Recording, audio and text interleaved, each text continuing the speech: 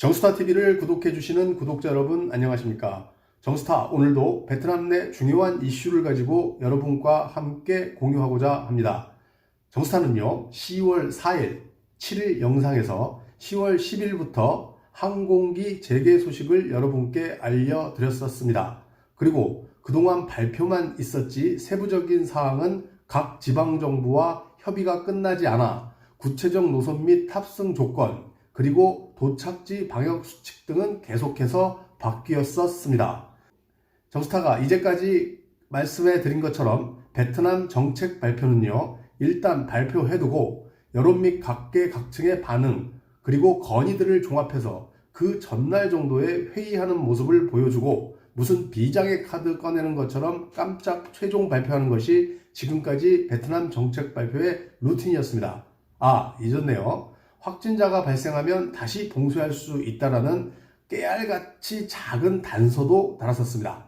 베트남식 V 방역을 그토록 선전하였던 것처럼 V 위드 코로나도 실시할 때가 온 것 같습니다. 어제까지도 항공기 구매 사이트에 국내선 항공기가 나타나지 않다. 오늘 10일, 11일, 13일 다음 주 항공권이 나오고 있습니다. 이변이 없는 한 국내 항공이 재개될 것으로 보입니다. 여러분 오래 기다리셨습니다. 기사 내용을 살펴보면 다음과 같습니다. 정부는 10월 10일부터 여러 국내선 노선의 시범 재개를 승인했으며 추후 추가 조정이 이루어질 예정이다. 추후 조정 보이시죠? 한 자락 깔아둔 겁니다. 일반적으로 기본 조정을 다 마치고 정책 발표를 하고 고칠 거 있으면 고치는데 일단 발표하고 보자입니다. 발표된 국내선 재개 계획에 따르면 10월 10일부터 20일까지 매일 23편의 왕복 항공편이 전국에서 뜨게 됩니다. 이 중 10편은 호치민에서 다른 지역으로, 6편은 하노이에서, 4편은 다낭에서, 3편은 딴호아 지역에서 출발하게 된다고 금요일 회의에서 최종 결정했다고 합니다. 국내선 탑승 조건은요, 탑승 최소 2주 전에 2차 접종을 완료했거나 또는 최소 6개월 이내에 코로나에서 회복한 경우에 해당하며 탑승 전 72시간 전에 코로나 검사를 받은 음성 결과를 같이 제시해야 한다고 합니다.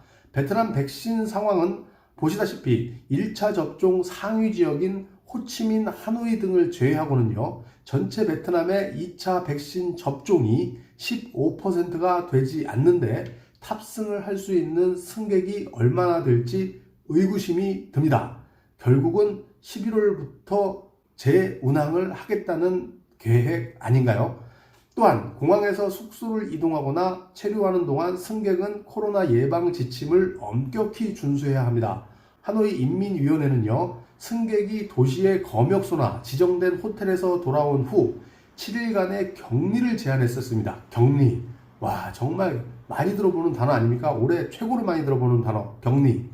각 지방정부마다 의견이 달라 아직까지 하노이는 국내선 운항 재개에 동의하고 있지 않습니다. 7일 격리하고 누가 국내선을 타겠습니까? 항공기 구매 사이트도 정스타가 확인한 결과 제가 있는 호치민 푸꾸옥 호치민은 보시다시피 평소보다 3배에서 4배 비싼 가격이지만 항공권이 보이는데 하노이는 내년 1월 1일 항공권이 보이고 있습니다. 그리고 인근 도시 하이퐁으로 가세요 하고 추천해 주고 있습니다. 20일까지 시범 운항을 통해 코로나 확진 추세를 모니터링하여 도착지 방역 수준을 재조정할 것으로 보입니다. 현재 발표된 내용은 7일간 모니터링하면 도착한 날과 7일째 되는 날 코로나 검사를 실시한다고 되어 있습니다.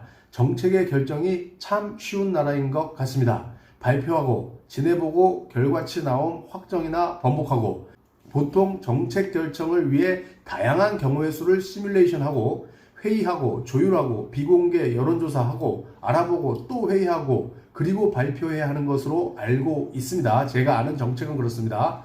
그래도 다양한 결과로 인해 발표된 대안과 대안을 실행하는 게 정책인데 말이죠. 어찌되었던 현재의 기준으로 국내 항공이 재개되기까지는 한 달여가 더 걸릴 것으로 보입니다. 정스타도 9월 말에 1차 접종했으니 10월 말에 2차 접종하고 14일 기다려 돌아가려면 한 달이 더 남았습니다.